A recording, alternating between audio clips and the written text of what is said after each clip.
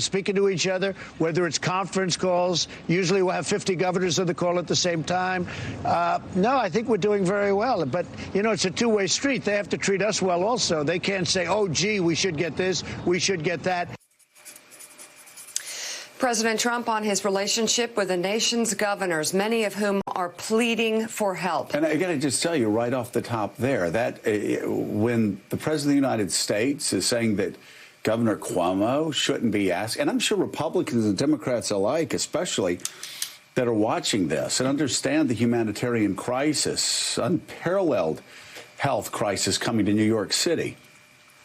When they hear the governor of that state begging for help for their residents, this is a war. And again, more people could die from this that had died in every war combined, according to a study that the White House was at least very concerned about last week. And this is like a general under fire, knowing that the enemy is approaching from all sides and begging for help for the sake of American people, for the sake of seniors. And the president's, again, in that moment there seemed dismissive, almost contemptuous of that. And Mika, make no mistake, we're going to show some charts from Johns Hopkins and Financial Times that show the crisis coming to America is going to be an unprecedented health care crisis, and it's going to look much worse than China, much worse than Italy, much worse than Spain, much worse than France. We are going to be at the epicenter of this, and I hope you're enjoying going around saying that there's nothing to this, because we're going to show you. This is just data. These are facts.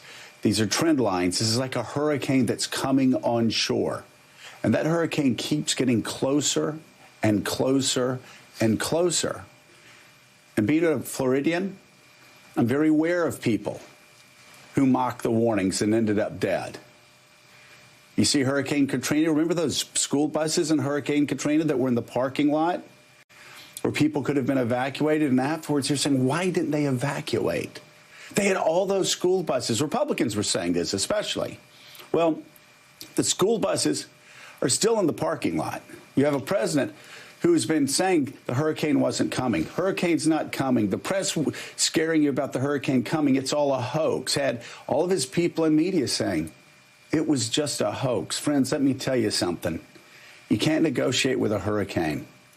I'm from Florida. I know that. You can't negotiate with a pandemic.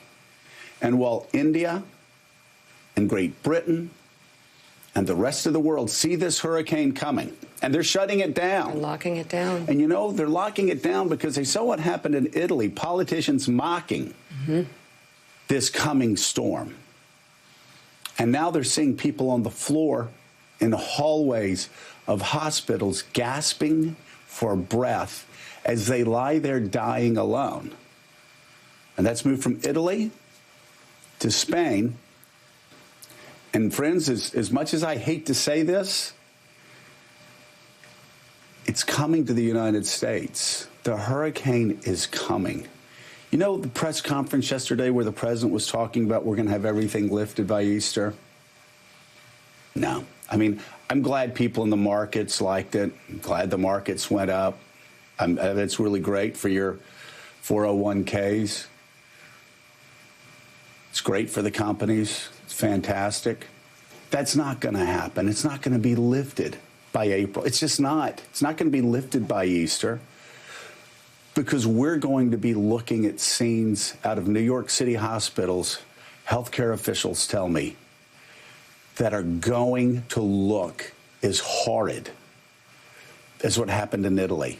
I talked to healthcare officials that ran statewide health systems outside of New York. And they all agreed New York is going to look like Italy if this president doesn't recognize that there's a storm offshore, doesn't recognize, like India's leaders and Great Britain's leaders and the rest of the world's leaders, that storm is coming. It's not a hoax. It's not one person from China, like he said at the beginning of this crisis. It's not 15 people who have it, and pretty soon that number is going to be down to 0. Show you the trend lines that show we're soon to be the most infected country on the planet. And just because it's not infecting you now, just because it's not impacting your neighborhood now, what you did 3 weeks ago is going to impact you too. What you're doing today is going to impact you and your family and your community and your city 3 weeks from now. So the storm is coming. Mr. President, please, for the sake of senior citizens from Florida to Arizona, across America, in New York City, for the sake of people struggling even now in New York City, our doctors and our nurses on the front lines, Mr. President, please recognize that storm is coming and stop telling people they're going to go out on their sailboats on Easter Day with a Category 5 hurricane roaring on shore.